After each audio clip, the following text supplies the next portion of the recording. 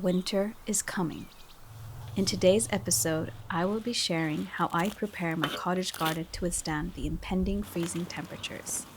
I'll also discuss my biggest garden mistakes this year so you can avoid making them. As the light softens and the cool whispers of autumn has settled in, I find myself standing at the edge of the garden preparing to say goodbye to another season of growth, bloom, and color. This is the time where the stillness of winter starts to claim its place and the garden enters its well-deserved period of rest. It will not be long until snow will cover the ground around us. It's therefore best that the outdoor furniture is stored away during the winter months.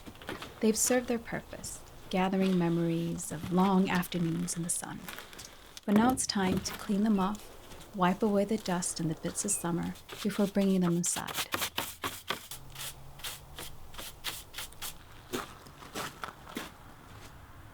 Our trusted bench in the kitchen garden is made to endure the seasons, but we will move it to the patio where we'll have overhead cover. This will allow us to continue to enjoy the beautiful view while sipping on a cup of tea outdoors in winter.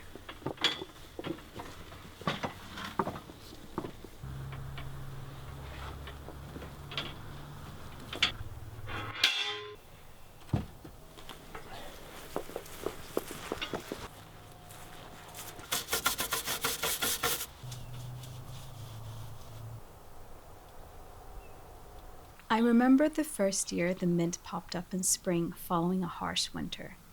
I was surprised, to say the least. Now it has become second nature to cut the last growth back and cover the bed with non-woven fabric. It might seem like a waste, but the mint will be used to cover one of the raised beds, allowing the nutrients it is stored to be passed into the soil beneath it. The same goes for the remains of the rainbow chard. Because I don't have a compost bin, I just do a simple chop and drop and hope that it will decompose well over winter.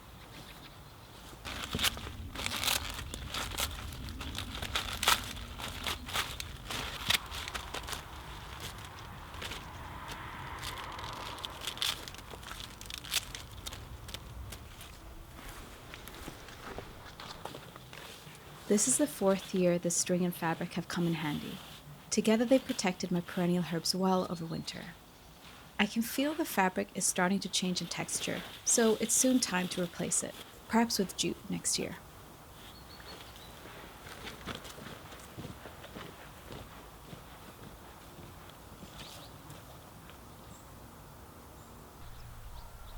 This time of year is a little bittersweet. Leaving the kitchen garden behind and clearing away the spent blooms, the fading colors. The green growth that remains will be left for the wildlife to feast on. The mountain ash has already lost all of its leaves and have scattered them all over this bed. This saves me from having to cover it with mulch, as nature has done it for me already.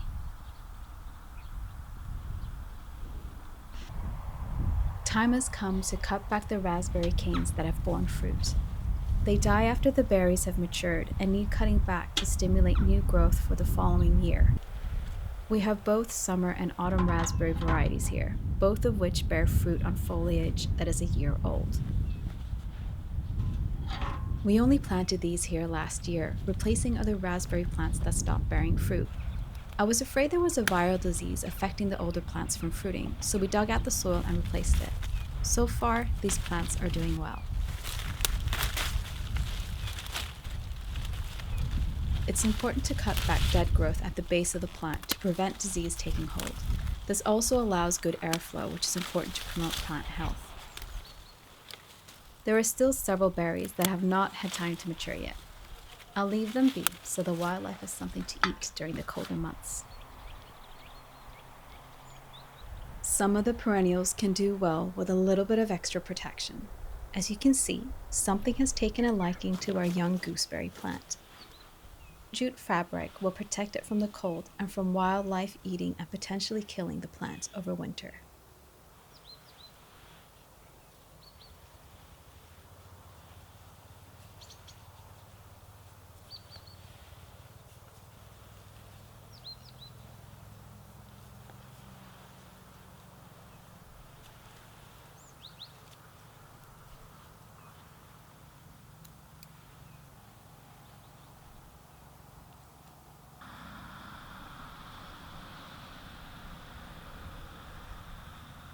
The roses are next in line to get tended to. Their delicate petals have kissed the sun for months, but now it's time to protect them from the biting winds of winter.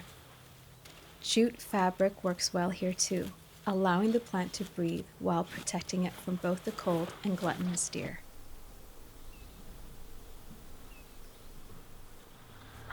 It's been an unusually mild autumn. It's still 10 degrees outdoors during the day, so it feels too early to be doing this now. But it is November, and the temperature can drop dramatically overnight without warning. In my mind, it's better to be safe than sorry. Loosely tying the jute fabric around the rose should hopefully allow it to breathe well, even in damper conditions.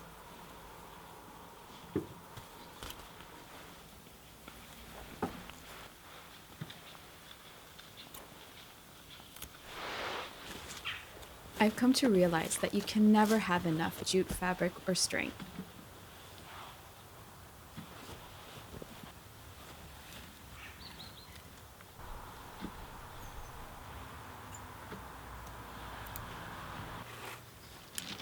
We can get below 30 degrees Celsius in the winter months here. This variety of wisteria, Kentucky blue, should be able to just tolerate this growth zone. Its delicate vines therefore too need some extra protection. This year truly tests the wisteria's hardiness since I planted it in this spot earlier this year. I really hope it makes it through winter since I have a dream of one day sitting under a lush arch filled with its beautiful blooms.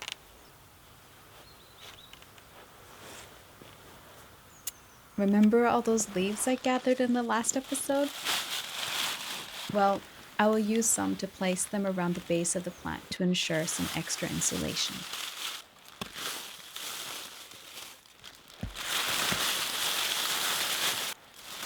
It's pleasing to make use of material you collect for free in your garden. That way, you don't have to drive to the shops and transport heavy bags of store-bought mulch to your property. My goal is to one day be able to have a circular system in my garden with minimal external input. The rest of the leaves will be stored outdoors to hopefully decompose into rich leaf compost over the next coming years.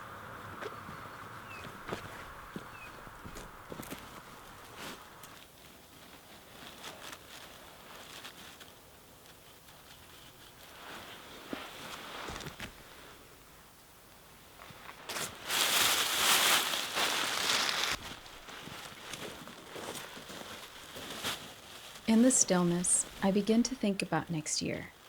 The kitchen garden and the cut flower border, still full of possibilities.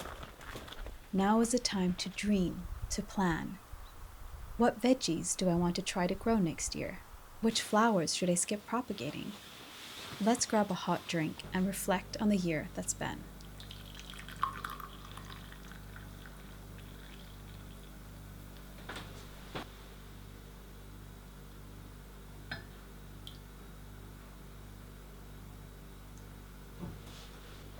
Every year brings its own set of challenges and lessons, and this year has certainly been no exception. So here are a few lessons I learned from the garden, things I'll be carrying with me into next year. Lesson number 1. Don't leave liquid fertilizer to ferment for more than 2 weeks. I learned that the hard way.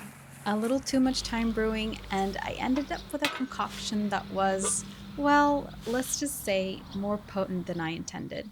Next year, I'll stick to the recommended time frame. Lesson number 2. When dividing perennials, dig the whole plant out first. This year I learned that trying to divide them without fully uprooting them did more potential damage than good.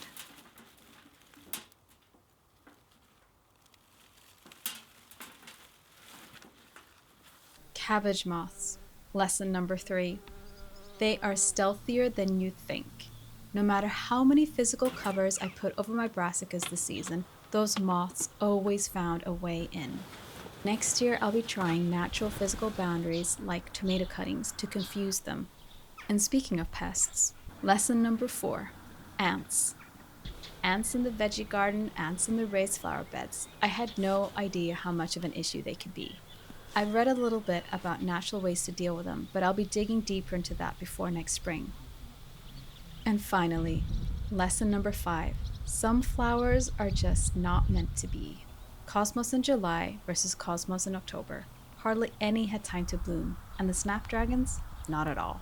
I think it's time to give up on them for the cut flower garden and try something else next year. And with those lessons in mind, I move forward, ready for the quiet that winter will bring. The garden has its own rhythm, its own way of teaching. We can only listen, learn, and grow with it. As the garden settles into its slumber, I too will enjoy the stillness nature brings. When spring calls again, we'll both awaken, ready to begin anew. I hope to see you then.